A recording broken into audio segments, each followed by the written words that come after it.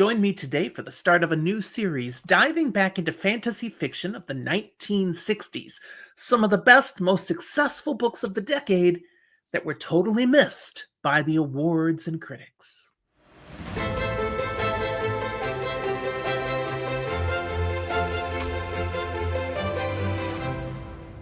Welcome to Fantasy for the Ages, the show where father and son talk about fantasy, science fiction, horror, and other nerdy things we enjoy.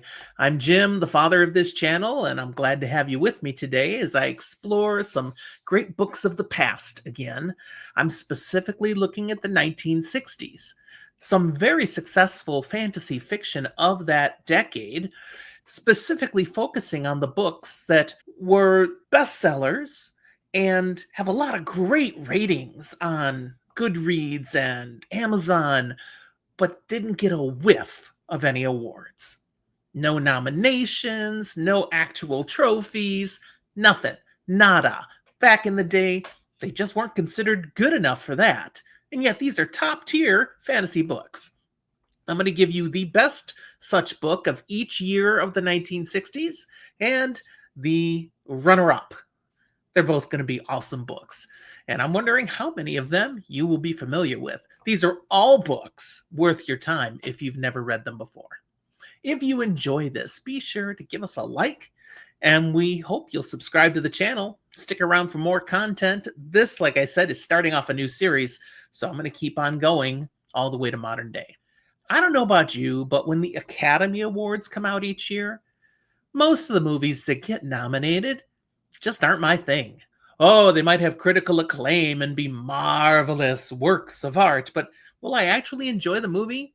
I can think of a few winning Academy Award films that I enjoyed. Silence of the Lambs, The Return of the King, but there's really not that many. Yeah, there's a few more, but most of the nominations, I'm like, yeah, give me the stuff that just was a great film to watch, big on entertainment, but wasn't the most polished and classic piece of film art.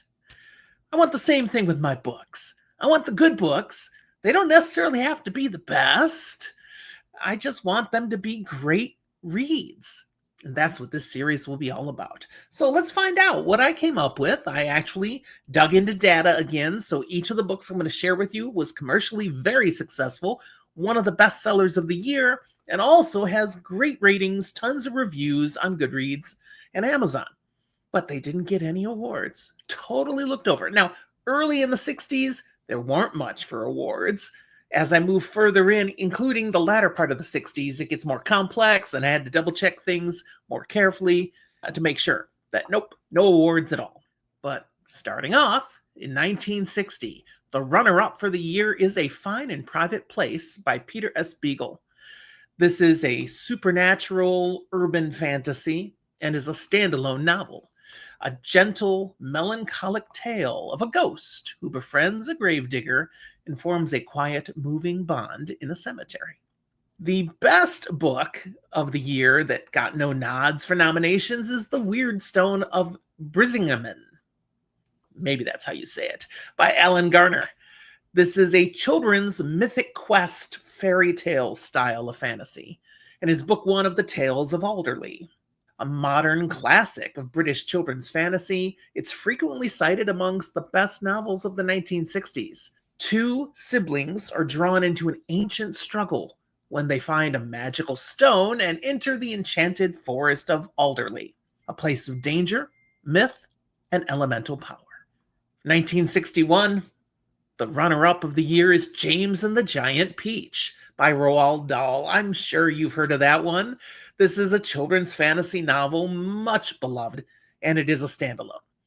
Here we have a young boy who escapes his miserable life by shrinking and embarking on a whimsical adventure inside a giant floating peach with a band of insect friends. But the best novel of 1961 to get no nominations is Three Hearts and Three Lions by Powell Anderson.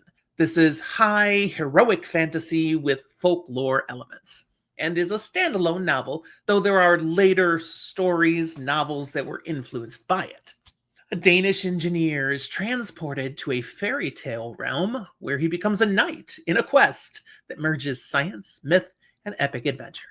For 1962, the runner up of the year was The Letter for the King, or The Brief for the König.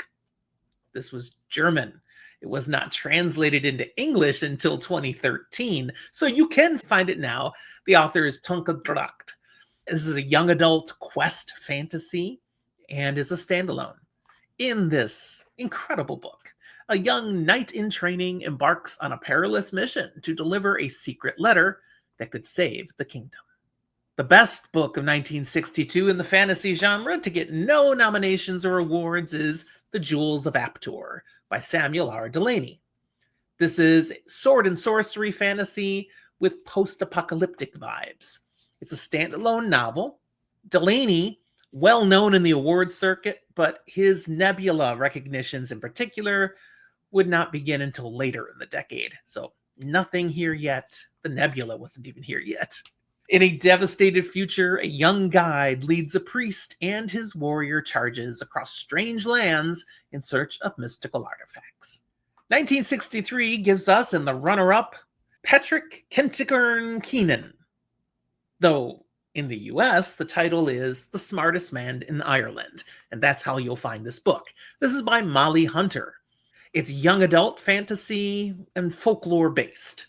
A standalone novel, this is the first book by Molly Hunter. Her later works won awards, but this title received no major award nominations. A clever Irish lad's wit lands him cosmic opportunity and chaos as he becomes entwined with fairy folk and ancient magic. The best book of 1963 in the fantasy genre to get no awards or nominations is The Serpent by Jane Gaskell. This is pre-Atlantis epic fantasy and is book one of the Atlan series. I believe that's a quartet. Sija, raised apart from men, emerges into a violent world and must navigate power, prophecy, and peril as Atlantis awakens. Moving on to 1964, our runner-up for the year is well known, Charlie and the Chocolate Factory, another Roald Dahl novel. This is, again, children's fantasy and is a standalone at the time. It has a later companion in 1972 called Charlie and the Great Glass Elevator that not nearly as many people have heard of. Massive bestseller since its release, millions of copies have been sold worldwide, numerous editions, and of course, multiple adaptations into film and the stage. A poor boy wins a golden ticket to visit an eccentric candy maker's factory where fantastical delights and moral lessons await. But the best book of 1964 to get no awards is also well known, The Book of Three by Lloyd Alexander. This is children's epic quest fantasy and is the first book of the 5-book The Chronicles of Prydain. A young assistant pig keeper joins a courageous quest to stop a dark sorcerer and discovers his destiny amid enchantment and heroism. In 1965, the runner-up is a different sort of book. The Best from Fantasy and Science Fiction 14th series, edited by Avram Davidson. This is a fantasy anthology, which was actually very popular back at this time. And you can still find people who love anthologies today. We've got urban fantasy, sword and sorcery, supernatural, folklore tales, all these different short stories all in one big collection. And it was massively successful. This is the 14th, of course, in a series. Others were also popular, but this one in 65 is right up there at the top. Well, second from the top. This one has been frequently reprinted, and it is a widely read anthology because of the actual works included in there. This richly varied collection featuring the standout fantasy and sci-fi short fiction published in the magazine of fantasy and science fiction during 1965. But the best of the year in 65 is The Wizard of Lemuria by Lynn Carter. This is sword and sorcery heroic fantasy and is book one of the 7-book Thangor series. Thangor, a barbarian warrior in prehistoric Lemuria, seeks to unite scattered tribes and overthrow the tyrannical Dragon Kings. This book was later revised and republished in 1969 as Thongor and the Wizard of Lemuria. Once this Thongor catches on, you kind of got to lead with him for all the books. For 1966, the runner-up of the year to not get any awards or nominations is The Dream Master by Roger Zelazny. This is fantasy-leaning. It's a psychological, heroic fantasy with a lot of sci-fi elements blended in. And it is a standalone. It was not a Hugo or Nebula nominee. Yep, the Nebula's around by this time. But Zelazny did receive other awards in 1966, just not for this one. It was his works like This Immortal and The Doors of His Face that was getting the attention, not The Dream Master. However, this one's kind of a cheat anyways, because the novel is based on a novella published in 1965, He Who Shapes, which did win the Nebula for novellas in 1965. And trust me, they ran with that in the marketing. You saw in the picture. You can go back and look again, whichever side I put the picture on for this one. You can see that, it says Nebula winning. No, the book did not win the Nebula. The novella it's based on won it. The full-length novel got no award nods at all. A Jungian psychotherapist pioneers dream therapy on alien minds, confronting unexpected and perilous inner landscapes. But number one for 1966 is The Castle of Lear by Lloyd Alexander. Again, children's epic quest fantasy. This is book 3 of the Chronicles of Prydain. This is a strongly beloved series and was already very popular when it was first coming out. It's had steady sales via reprints, and it's used in many school curriculums now. Taryn, that assistant pig keeper, pursues a kidnapped princess in this book, following into a haunted kingdom, and encounters ancient enchantments. For 1967, the runner-up is again the best from fantasy and science fiction 16th series, edited by Edward L. Furman. This is again a fantasy anthology with short stories spanning fantasy and other speculative science fiction. It's a diverse collection of fantasy tales, part of an ongoing fantasy and science fiction magazine anthology series. These were all curated to capture the era's imaginative breadth, with urban, mythical, and magical fantasy on display.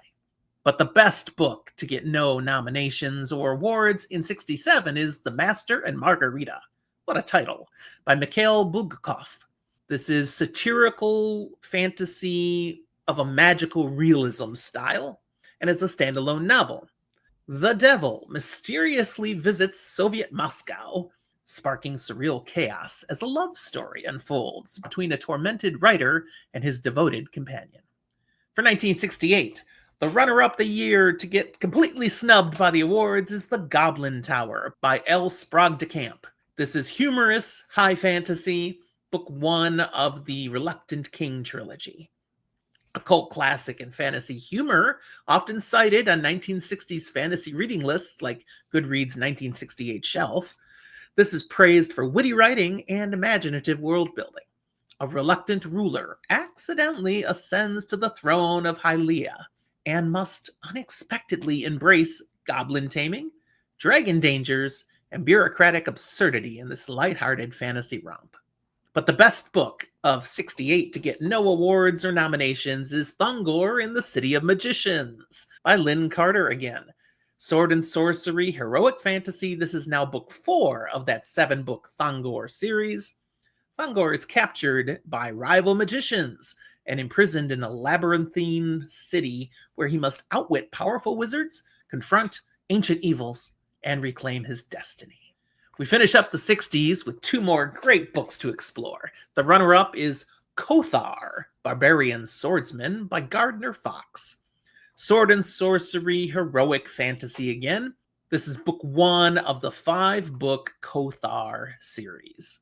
This book spawned a full series because of readers' interest in Fox's barbarian hero, and it maintained visibility in mass market paperback fantasy for a long time. A nomadic barbarian warrior battles demons, sorcerers, and monstrous threats while striving to reclaim his clan's honor. But the best book of 1969 to get no award whiffs is The Blue Star by Fletcher Pratt. This is high fantasy with sword and sorcery elements and is a standalone. A warrior mage seeks to reclaim a powerful jewel tied to his family legacy, battling sorcery and ancient forces across a richly imagined realm. Well, that's what we have for the 1960s. How many of these have you actually read or at least heard of? I hope a bunch of them, because they were really big in the 60s, just outside anyone paying attention to them for awards. Sold lots of copies, have lots of great reviews out there. If you haven't read some of these, you might want to go check them out. It could be just for you. But I would love to see in the comment box anything you want to say about these books, any experiences you've had with them. How well known are they to those of you who are better read than I guess? Although, of course, I had heard a few of these as well. We shall start to see more books that we grow familiar with as we move through the decades. Watch for the 1970s coming at you soon. Be sure to check the show notes for other ways to interact with Zach and I beyond the comment box, including our Discord server, our socials, our email, and even our Patreon page. Thank you to all of you who support us on patreon.com. Thanks for watching. We'll talk to you next time.